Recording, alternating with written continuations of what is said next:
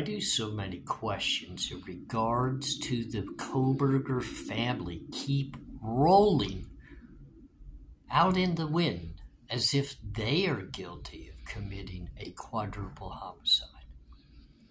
You have a family in pain as well.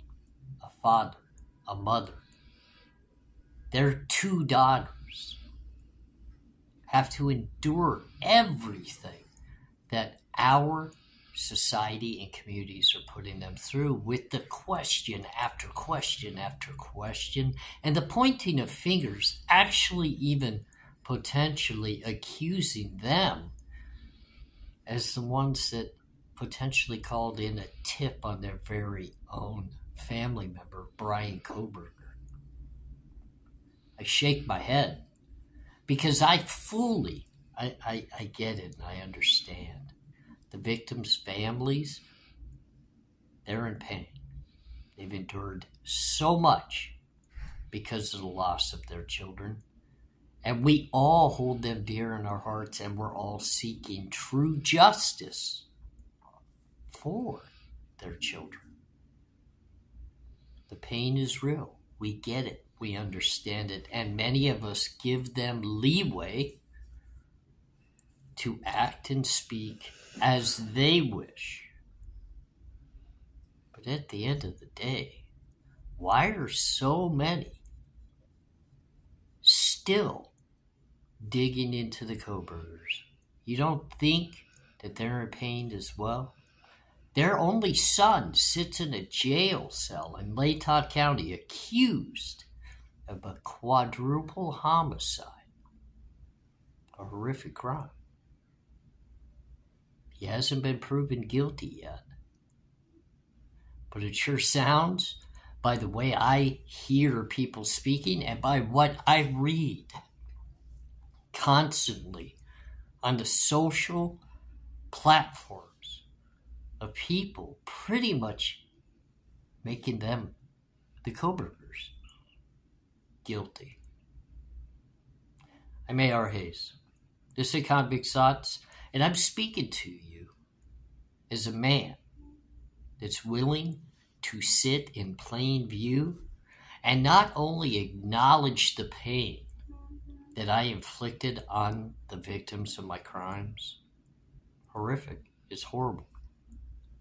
But even outside of that spectrum, because of my very own decisions and my very own actions, I just about destroyed my family as well. So when I looked from afar and I watch as Brian Kohberger goes hearing after hearing, and I have to read and think about what people are saying. Why aren't the Kohbergers at his court hearing? They're quiet, so they must not support their son, their brother. They've thrown him to the wind because they know he's guilty and he's a murderer. Guys, you don't know what's going on with the Kohbergers.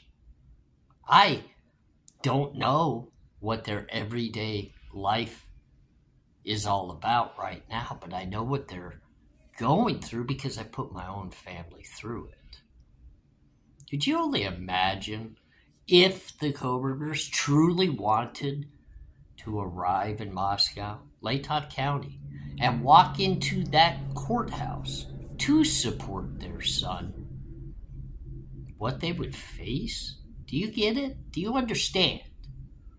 For those of you that have never been through that, being on the actual opposite side of things, behind that defendant's seat, meaning you are sitting on the wrong side of the courtroom because you have decided to support your loved one who's sitting in that defendant's chair.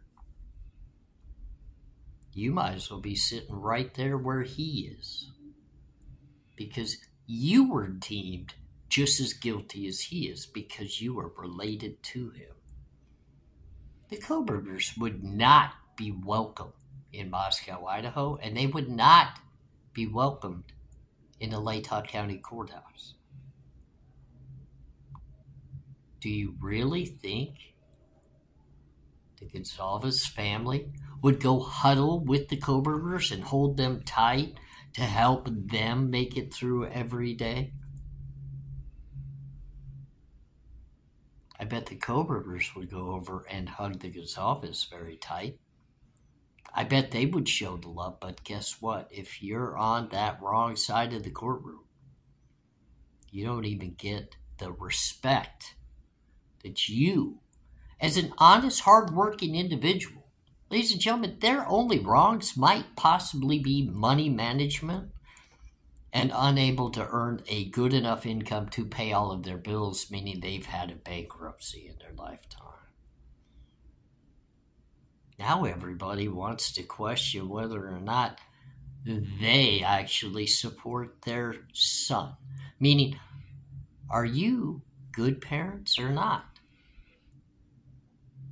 Even at the end of the day, if Bryan Kohberger is found guilty of committing this horrific crime, why does that mean his parents are bad people or did a poor job parenting Bryan Kohberger? I mean, I look kind of from outside the box and I see both of his sisters had pretty good careers. I also see Bryan Kohberger was in a PhD program, improving his chances of having a great career as well.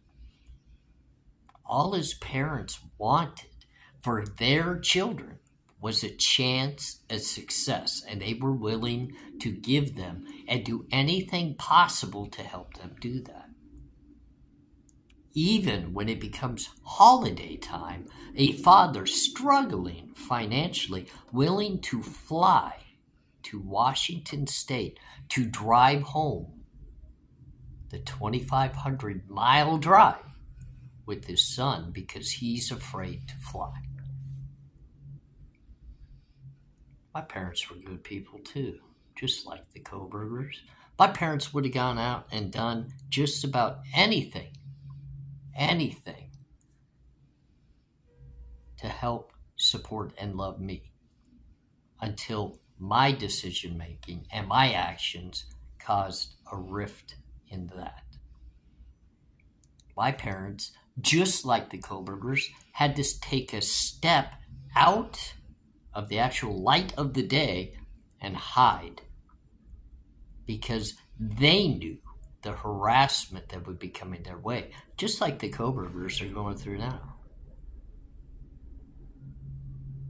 Everybody has to project that because the Kohbergers are not seen every single hearing in that courtroom, 2,500 miles across the country from where they actually reside, that they believe their son is guilty.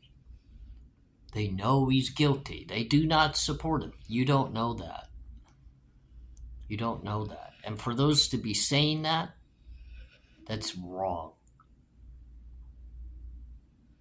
I mean, think about it, ladies and gentlemen. If you found Bryan Kohberger guilty of these crimes, that's fine. That's fine.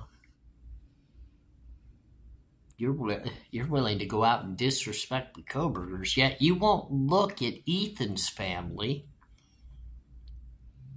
who have their way of doing things. They're not showing up for the court hearings either. They're not even supporting the process. They're staying away from it all.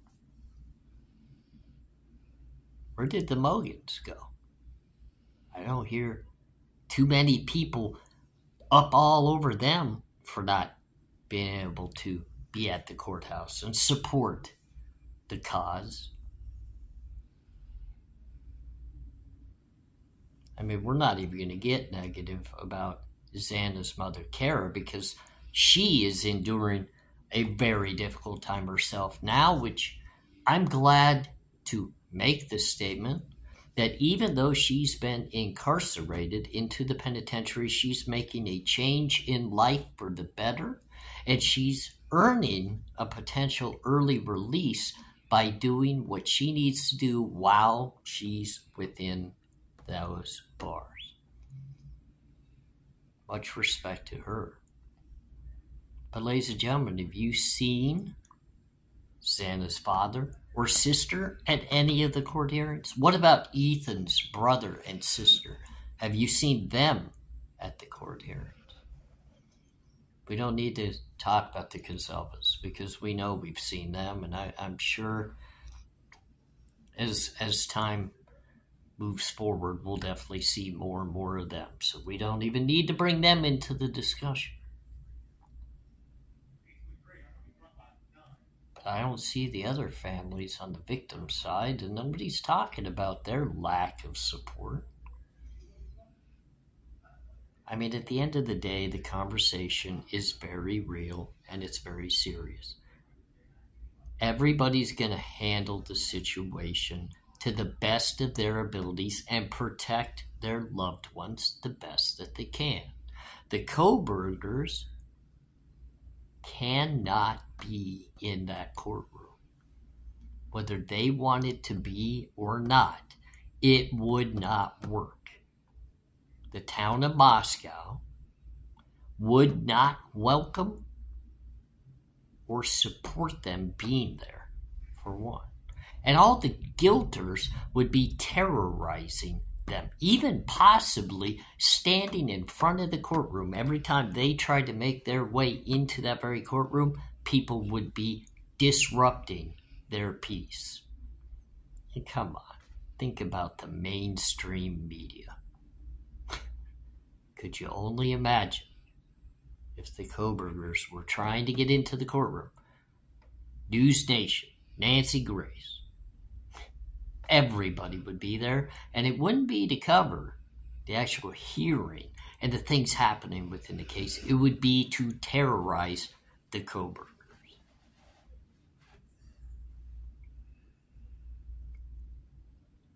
I'm sick and tired of literally seeing the discussions that it's potentially Brian Kohberger's own family who called in Brian Kohberger as a suspect because they felt as though he could have done it.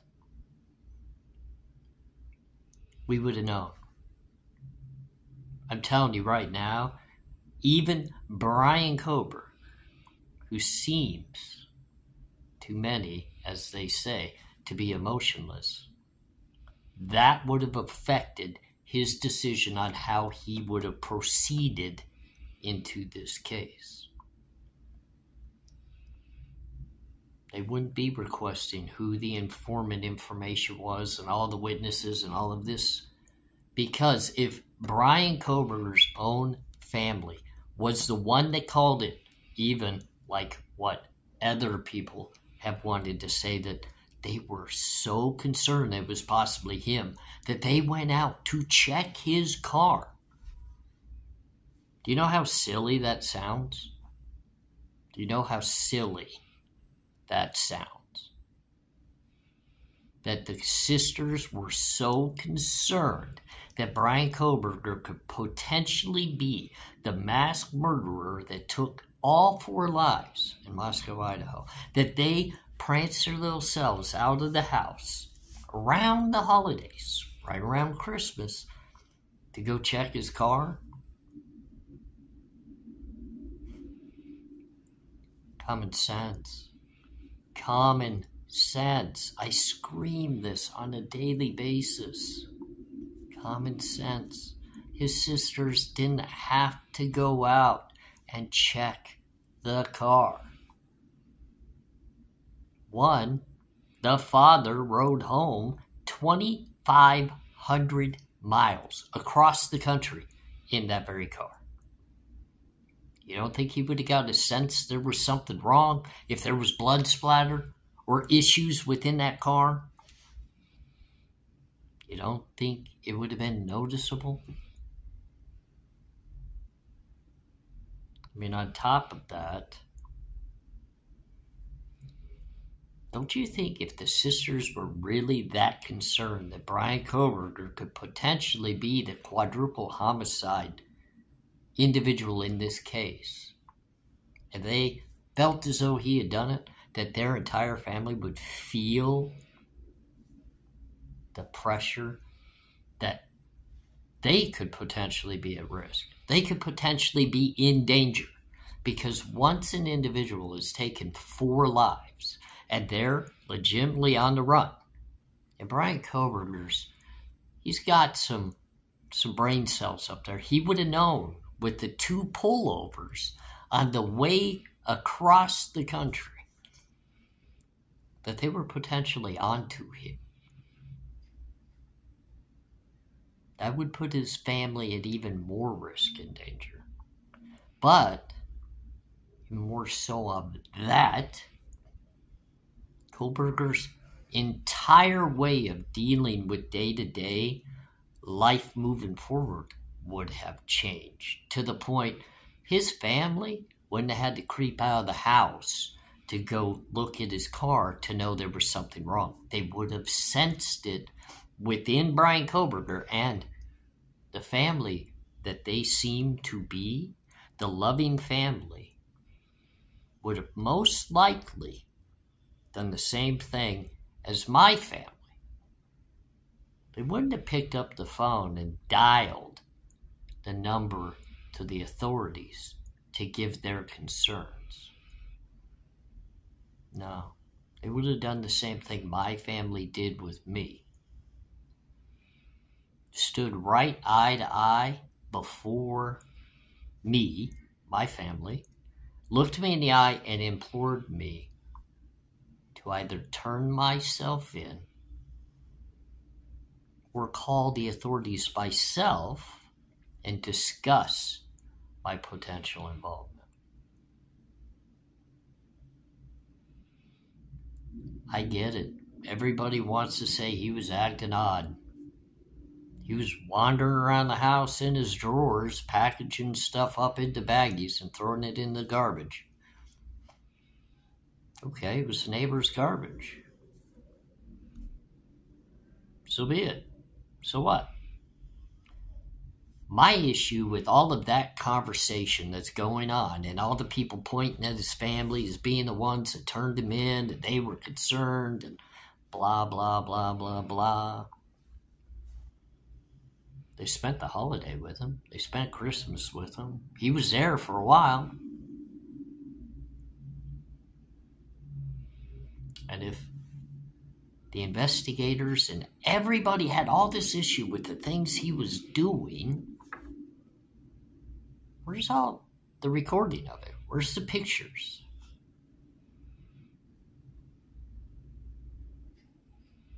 You know, and I watched everybody talk about the fact that he wears gloves, he does this, he does that. Do you know how many OCD people literally do that? There are so many OCD people. It actually almost reminds me of an old movie that had Jack Nicholson in it, where he's an old man with a little dog, and he had Helen Hunt come over and watch his apartment, or go on a trip with him, or something. And that man wore gloves and that's portrayed in a movie. So now all of a sudden, we know very OCD people like that do it on a constant basis. But because it was Brian Kohberger, that's a sign of guilt. And his family must have known, because their OCD son had a pair of gloves on his hands while separating trash. God forbid somebody wouldn't want to touch trash. But it just kind of makes me sick to my stomach. Because I remember what my family had to go through. I remember they could not come to many of my court hearings because of the risk for them if they did. The negativity shared upon them, their name, their integrity, their lives.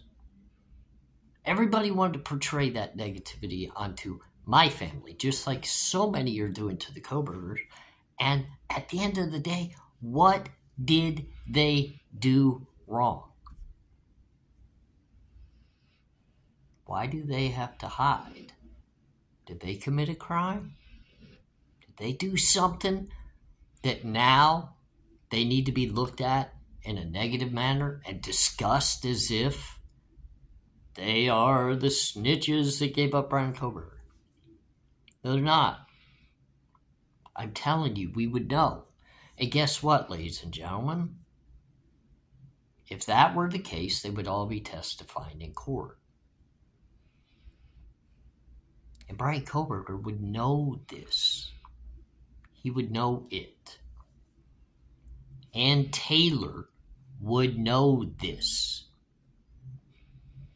You don't have to redact the Kohberger name out of the documents if those are the people giving the information that the defense is so intent on getting. The father rode in the car for 2,500 miles with Brian Kohberger. I have this inner feeling that if he felt as if anything was wrong whatsoever, it would have been known pretty much immediately, because I have a gut feeling his father would not have ridden across the country with someone he felt as though had committed a quadruple homicide. I just don't see that in the dad. He's worked hard. So is the mother. The mom's a teacher, just like what my mother was. Some of the most compassionate people in the world are teachers. They're pretty smart, too. They catch a drift pretty quick. And they're not going to allow their son, who potentially committed a quadruple homicide, to stay within their home, putting other family members at risk. I'm sorry, it's just not feasible. And do you really believe what Brian Kohberger's car parked out in front of his family's home, he's just going to wander out in the front of everybody and start scrubbing his car down with bleach? Come on. It's getting ridiculous. It's ridiculous.